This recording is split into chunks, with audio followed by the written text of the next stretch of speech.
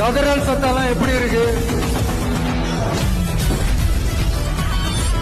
ஆள்றவங்கன்னு சொல்றோம், ஸ்டேட்ல ஆள்றவங்கன்னு பேசுறோம். அப்புறம் என்ன பேரை சொல்றோம் எனக்கு புரியலையே. ஏன்ச்சி தமிழ்நாடு தமிழர்கள்னாலே அலர்ச்சி. நான் ஒரு படத்துல சொல்லுவேன், லியோவை பார்க்கணும்.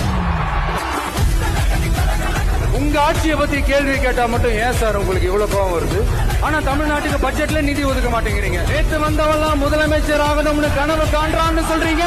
ஏன்னா தமிழ்நாடு பல பேருக்கு தண்ணி காட்டின ஸ்டேட் சார். பார்த்து செய்யுங்க சார், மறந்துடாதீங்க சார். 2 பேருக்கு நடுவுல தான் போட்டியே. ஒன்னு டிவிக்கு, இன்னொன்னு டிஎம்கே. அடுத்த வருஷம் இதுவரைக்கும் தமிழ்நாடு சந்திக்காத ஒரு வித்தியாசமான ஒரு தேர்தலை சந்திக்கும். எம் மக்களுக்கான அரசியலையும் அந்த வெற்றியையும் யாராலும் தடுக்க முடியாது.